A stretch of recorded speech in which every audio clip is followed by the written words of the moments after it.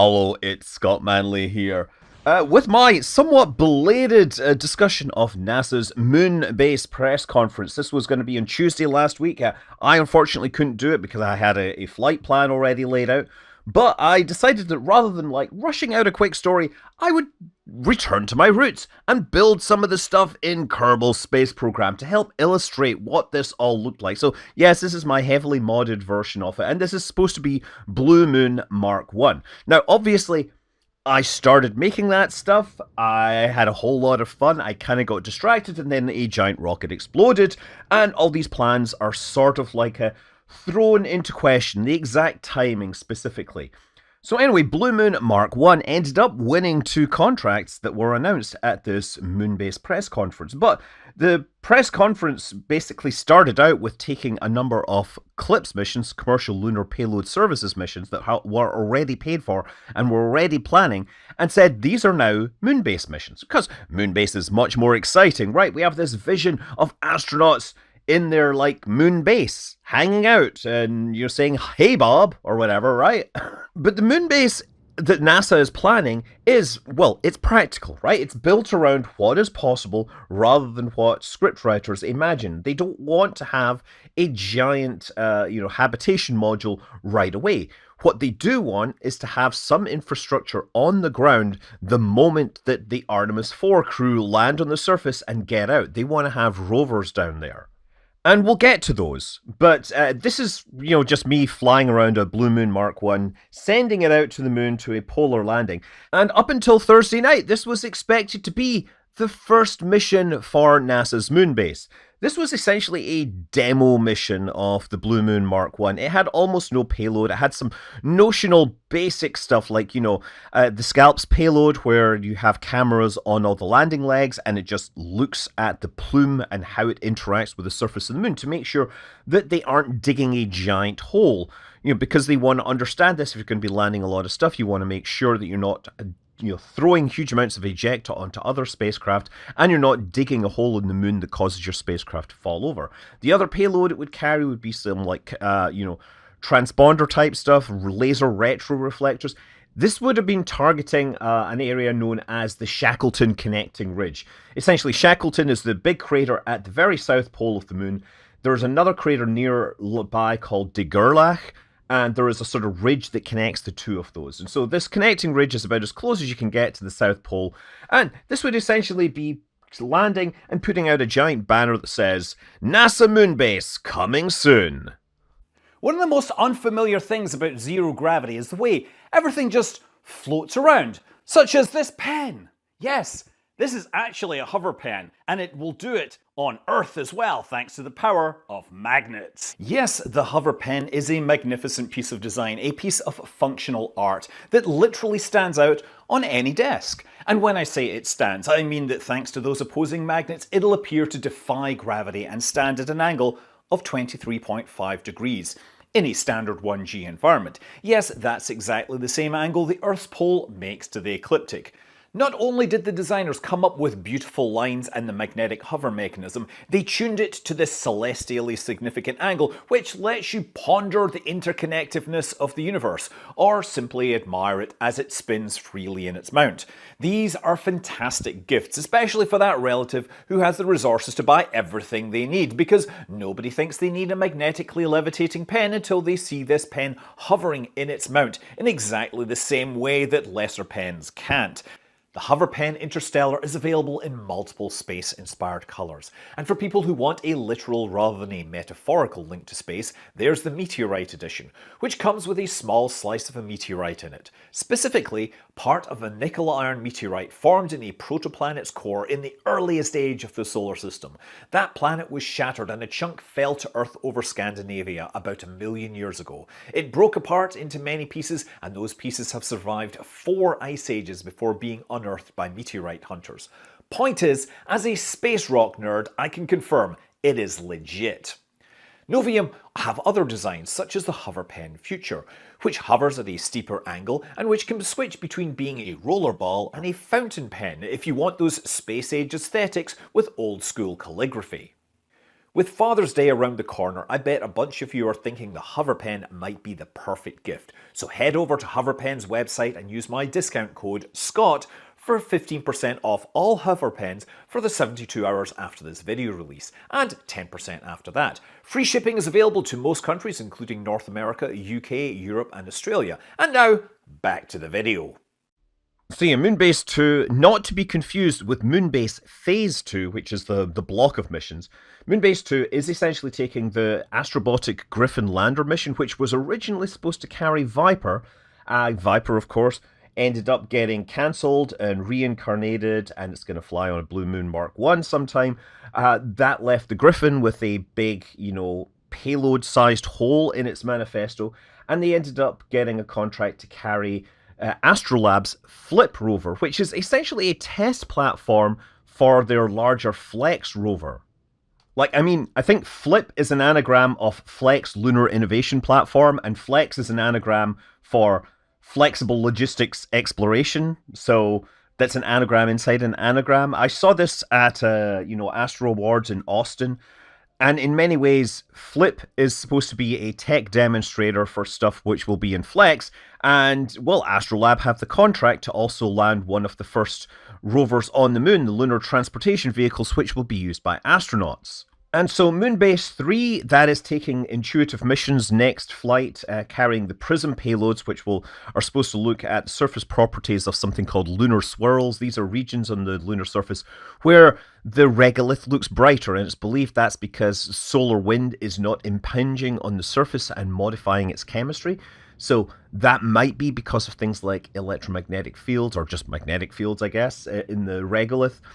And I guess it's a good place to put a lander. However, despite being branded as Moonbase, which is supposed to be at the South Pole, this is actually landing pretty much near the equator. However, its link to the Moonbase is that it is carrying a rover built by Lunar Outpost, and Lunar Outpost have also been contracted to build a lunar transportation vehicle for astronauts. So anyway, I kind of find it amusing that the Moonbase missions are named in order of size, with Blue Moon Mark 1 towering above anything that humans have landed on the moon, or at least soft landed on the moon. And Astrobotic's Griffin is carrying a bit more payload than Intuitive Machines' Trinity. But all of these missions were supposed to launch this year, and I'm presuming that Griffin and Trinity are both going to remain on schedule for now, and yeah, Blue Moon Mark 1, we don't know when that's going to happen. Now, there are a number of other CLIPS missions which have not been rebranded to Moonbase just yet. For example, Firefly's Blue Ghost Mission 2 going to the far side of the moon. We have Intuitive Machines Mission number 4. And then interestingly, Blue Moon Pathfinder Mission 2, which is going to carry the Viper rover to investigate polar sites, which seems like a Moonbase mission, if you ask me, is currently still a CLIPS mission. So yeah, that first landing was supposed to be the Blue Moon Mark 1 without any payload. The second one is supposed to carry a rover of some sort, and I've made this a human, Kerbal-driven rover. As you may have noticed, the Blue Moon Mark 1 is rather tall. They actually have a scale model of this sitting in their lobby at their factory in Florida, and I got to visit, and it is indeed absolutely massive. And one of the reasons it's so big is because it is a lander that is built around using hydrogen as a propellant, and that really makes a difference because mass is everything in getting to the moon.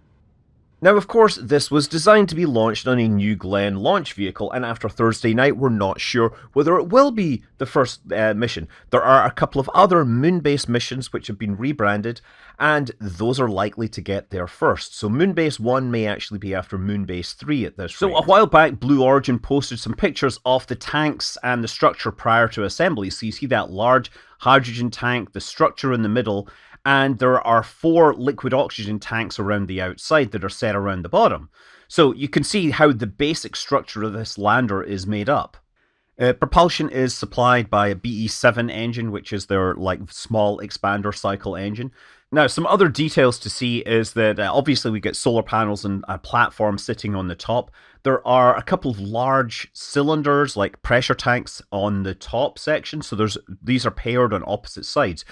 Two of them are for RCS propellant, so that would be like presumably liquid monopropellant, and the other one I think is for pressurant, helium gas to pressurize the RCS system. And also visible on one side, although ideally it's the side that is away from the sun and therefore hard to see, is a radiator system which will be used for cooling. So I think because hydrogen has such a low boiling point, they need to actively keep it cool during its journey to the moon. So now, because the lander is so tall, they need a way to get that hardware, the payload, on top down to the surface of the moon. So they have like a davit and crane system on top. Funny thing in Kerbal Space Program, it's really easy to build rockets and stuff. It's really hard to actually build things like cranes that have mechanical parts with hinges that move around. So this is what I ended up doing, using the robotics parts that were available in the Breaking Ground. I forget. Yeah, I think it's Breaking Ground was the expansion. To be clear, this is by no means a stock Kerbal build. There's a lot of bits and pieces here that have come from different mods, and I honestly don't remember which ones, but I do have all the best graphics mods to make the lunar surface look as magnificent, as desolate as it is supposed to. But yeah, we don't actually have the crane mod, so I just have to have a very long piston that extends outwards, bringing the rover down towards the surface so that it can then be jettisoned. So as I said, there were two rover contracts which were announced as part of the Moonbase program. The first was Astrolab's lunar rover vehicle, and the second one was Lunar Outpost's Pegasus lunar rover. And with terribly unfortunate timing, the lander for these was both supposed to be Blue Origin's Blue Moon Mark 1. They have to get these on the surface before the astronauts get there, because the astronauts are supposed to be able to use them to drive around. However, these rovers will also work remotely, autonomously. They can recharge and they can survive the night. At least that's the plan. So they will be able to continue roving even when there's no astronauts up there to mind them and tend them. I guess if something breaks, the astronauts might be able to fix them, which is kind of an interesting new capability. So again, this is very much a moon-based mission. It is the kind of infrastructure you want at a base, even if it isn't actually like a habitation module, a garden hut that the astronauts could spend time in. Actually, thinking about it, a lightweight moon garage might actually make a lot of sense. Essentially like a space tent that opens up its doors and covers the rovers during the night to keep them warm. It just used to be like a mylar or whatever that reflects the light, the heat back in, keeps them a little bit warmer, makes surviving the night a bit easier. Yeah, I wonder when we'll see your first lunar garage. Okay, Scott, you're getting distracted. So the other rover was the Lunar Outpost Pegasus rover, which is a smaller version of their Eagle rover. In fact, both of these lunar terrain transportation vehicles, which are being spec'd for these early missions, are lighter weight versions of larger ones which we've seen the companies developing. And again, they've decided, NASA really wants to go with dissimilar redundancy so that they have, different options if something fails. Both of these are going to have rover hardware flying on previous missions so that they can verify and demonstrate their capabilities. Now, there were other contenders that had submitted rover designs or proposals, one of which was Intuitive Machines' Moon Racer. That didn't make it. In fact, if I go to the web page announcing it, it says the content is no longer available. So the third contract announced, and perhaps the most interesting on a technical and legal standing point, is the Moonfall drones. And I'll talk about the legal side of things, which makes this interesting. So Moonfall is sort of a lunar version of Skyfall. The idea is small, very simple landers that are able to fly around, and not only after landing, they're able to take off and hop across the surface going elsewhere. And while they're doing this, they can do high-resolution surveying of the surface. So these are supposed to use a lot of simple commodity off-the-shelf parts. The idea is that because they're building multiple ones, it'll be cheaper to build lots of them, so they might have multiple Moonfall missions. They might send multiple, they might keep on sending these things out to the moon. Now, the Skyfall drones, they can recharge with solar power. However, on the moon, you can't do that. You can recharge with solar power, but you need propellant, and the propellant doesn't come from the sun. I built a Kerbal version, by the way, except that somewhere along the lines, I heard them say 3 or 4 landers, and I decided to go with 3, and now all the images that they've been published show 4, so bear with me. Now, the company that got the contract for landing this is Firefly, and they're not going to use their Blue Ghost lander architecture. They're going to use their Elytra bus, their Elytra Dark, so that is able to carry other payloads. They don't actually have to land this on the surface. The Elytra spacecraft will slow the drones down, the payloads down, and then as they get slow over the surface at a certain altitude, they're going to let those eject, and those will fly off and make their own landings in different locations. Presumably the bus then crashes into the ground somewhere, presumably far enough away from the base. I actually wanted to try to land this at least somewhere close to the base, just to make it look cool. Now, the only problem with doing this in Kerbal Space Program is that all 4 of those Moonfall spacecraft are supposed to come off and autonomously land on the surface, and the autonomous part is kind of lacking here. I wasn't going to write a bunch of flight software for these things, so yeah, I'm just going to fly one of them, and then hopefully the other ones will end up landing on the surface at a low enough speed that they can survive. So in terms of size, these are going to be significantly larger and heavier than the Ingenuity helicopter that was flown to Mars, even although in principle they're supposed to share some sort of DNA or whatever in their concept. As I said, they have to carry all their propellant on board. They are something about 7 feet across, apparently, based on estimates. They probably weigh several hundred kilograms, and a lot of that will be propellant that they need to carry. In the presentation, they talked about them being able to cover about 30 kilometers, and they also referenced a hop, which would be 5 kilometers at about 800 meters of altitude. And if you do some math on that, it works out to put between 250 to 300 meters per second of delta V. You need to do that. Maybe more, maybe less. It all depends on the amount of thrust and everything that you've got available to you. But that would imply then that they have about 1.8 kilometers per second of delta V, which is pretty close to what it takes to actually land on the moon from orbit. Now, I said that they were interesting from a legal standpoint, and that is because during the press conference they talked about setting up a perimeter to the moon base. And of course, immediately people start thinking about keep out zones and claiming territory, which is of course not allowed under the 1967 Outer Space Treaty. Now, from a practical point of view, you might want to set up a perimeter because you can have navigation hardware on these things. So after they're done their missions, after they've expended all their propellant, they can sit there, they can act as transponders, they can provide ground-based augmentation of satellite navigation systems to enable precision landings, which is something that you probably want to be doing if you're having lots of hardware close by and want things to hit very carefully targeted landing sites which have been prepared. These type of self-deploying moonfall drones could also carry communications hardware. They could be the first cell phone towers on the moon. But the Outer Space Treaty does sort of support the notion of safety zones around hardware on the surface. Essentially, areas where nations would like people to keep out to, allow support for things like protecting the hardware from being damaged or protecting scientific operations and whatnot. And I believe there's definitely the notion of safety zones where you want to mark the fact that you have a giant nuclear reactor emitting neutron radiation and that people probably shouldn't go near it. All this stuff is very academic until suddenly it isn't. I mean, you might have noticed that some of the first questions during the Q&A section came from Russian journalists, who, of course, Russia has claimed to former Soviet hardware on the moon, well, with the exception of the pieces that they sold off. For example, they sold a rover to Richard Garriott, so I guess Richard Garriott could... So if lunar claims based on hardware were ever recognized, there would be a corner of the moon named Britannia. But of course, Russia aren't putting anything on the moon anytime soon. The US is the one that has all the big plans for their moon base near the South Pole. And yet China is actually planning on landing Chang'e 7 very close to Shackleton Crater, starting possibly in August. So yeah, this is like a map of the South Pole of the moon, and Shackleton Crater is obviously in the middle, the Earth is to the top. On the left, that is the Gerlach connecting ridge, where we were talking about Blue Moon Mark 1 landing.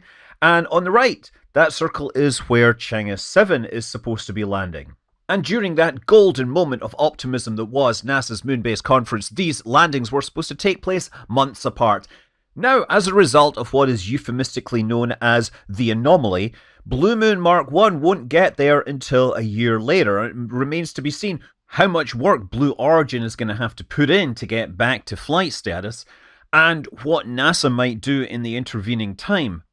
As we speak, I believe the Griffin lander is planned to launch later this year, and it will get near the South Pole on Mons Mouton, but maybe there will be changes to that plan.